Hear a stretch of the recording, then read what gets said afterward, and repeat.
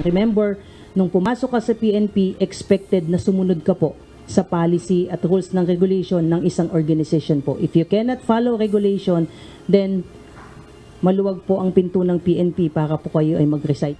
Bahagi ng self-expression ang paglalagay ng mga tattoo sa katawan. Ito ang katwiran ng ilang sibilyan kaya't nagpalagay ng tattoo. Kagaya ni Volunteers Against Crime and Corruption Chairperson Arsenio Boy Evangelista. Nagpatato ako, it symbolizes two things. No? Yung sa isang tattoo ko, yung imahe ng aking anak na pinatay. Ang reason ko po doon para it will serve as a reminder na yung may laban to, no, for justice for my son, remind me always. Doon sa kabila naman, yung imahe ni Jesus Christ, representing yung faith ko na soon I will get justice. Gayunman, para sa kanya, hindi na ayon sa imahe ng isang law enforcer kung mayroon silang kung tawagin ay mga body art. Ang tattoo kasi, against ako dyan actually, especially for law enforcement units, individuals, simply because yung tattoo po kasi masama ang connotation since time immemorial dito sa ating bansa. It is associated with crime groups, underworld, or underground organization. Para sa Philippine National Police, hindi rin magandang tingnan ang isang pulis na lumalabas ang tattoo sa kanilang uniforme. Base sa pulisiya ng PNP, hindi tatanggapin ang mga bagong aplikanteng pulis na mayroong tattoo sa katawan, habang hindi naman maaaring magdagdag ng tattoo ang mga pulis na matagal na sa serbisyo. Kailangan ding magsumite ng affidavit kung ilan at ano ang tattoo nila sa katawan at kung saan-saan ito nakapwesto, habang dapat namang burahin ang tattoo na visible o lumalabas sa kanilang uniforme.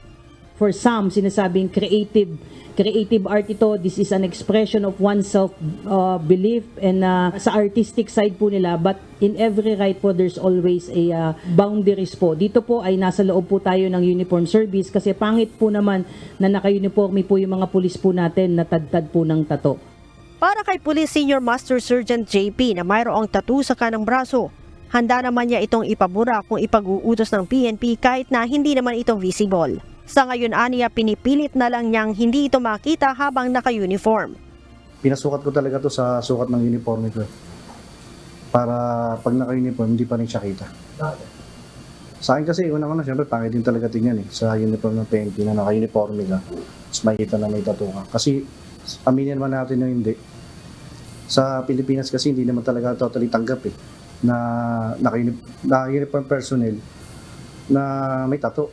Iba yung tingin nila Although sa iba, nakakaintindi na marami rin nakakaintindi. Ang Civil Service Commission naman, iginagalang ang polisiya ng PNP at kung paano disiplinahin ang kanilang hanay.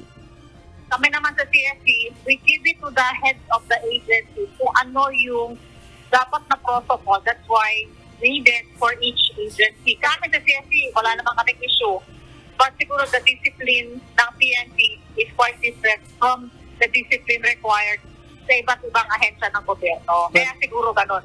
Ang memorandum circular ng PNP sa regulasyon ng tattoo ng mga pulis ay kasalukuyan ang nakasumite sa UP Law Center para sa publication.